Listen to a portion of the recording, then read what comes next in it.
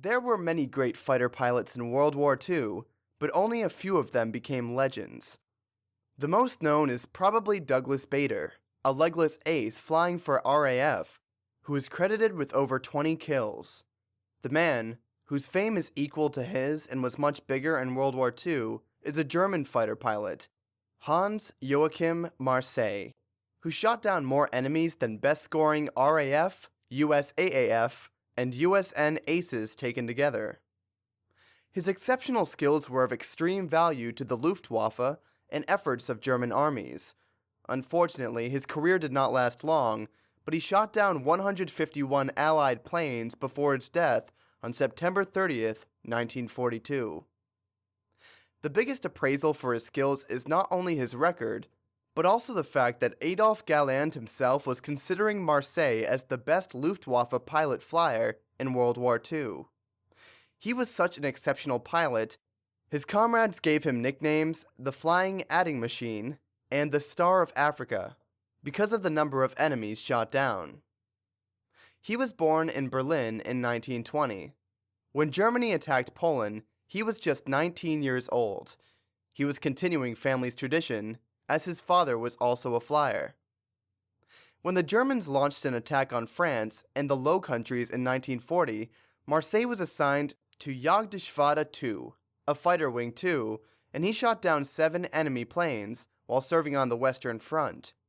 He was later temporarily moved to Fighter Wing II, and finally, after being assigned to 27 Fighter Wing, he departed for Africa. While being assigned to 2nd and 5th Wings, Marseille had some disciplinary problems, but his new commanding officer in 27th Fighter Wing, Edward Newman, knew how to look after this young man. As Marseille was very individualistic and he often was breaking widely accepted rules, not only in his personal behavior, but also in his flying style, he could become a great pilot or even bigger problem for the 27th Fighter Wing. When his colleagues realized how extraordinary of a fighter Marseille was, they started to consider him as a natural leader. He was a very good pilot, but his greatest skills were marksmanship and aerial gunnery.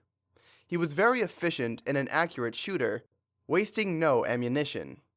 He used to fly very offensively, often risking and attacking even if the circumstances were unfavorable. On his greatest day, he claimed 17 victories, shooting down 2 Spitfires and 15 Curtiss-type fighters, mainly Tomahawks and Kitty Hawks. RAF, claiming they did not lose as many aircrafts on one day, disputed that achievement. According to RAF records, they lost 13 planes and 6 crash-landed, while other ones were hit but not shot down. Taking into account that Allies were never disputing their pilots' records and that Marseille's Me-109 was superior to Allied planes, the testimonies of pilots who flew with them said his achievement shouldn't be questioned. As the fight over Bir Hakeim in the Libyan desert continued, Marseille took his record to a total of 101 enemy planes shot down. He was pushing himself to the limits. When his commanding officer realized how tired he became, he decided to send him back to Germany.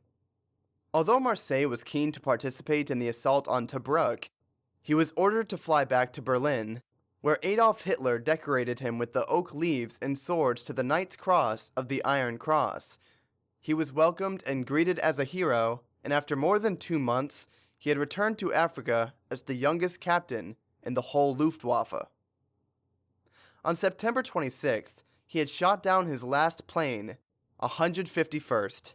4 days later, on September 30th, his new Me-109 had crashed.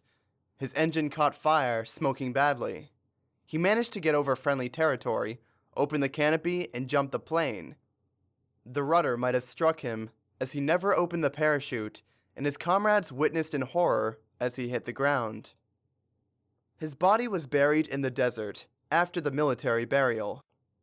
His death had a great impact on Luftwaffe in Africa, and his fighter wing was never the same.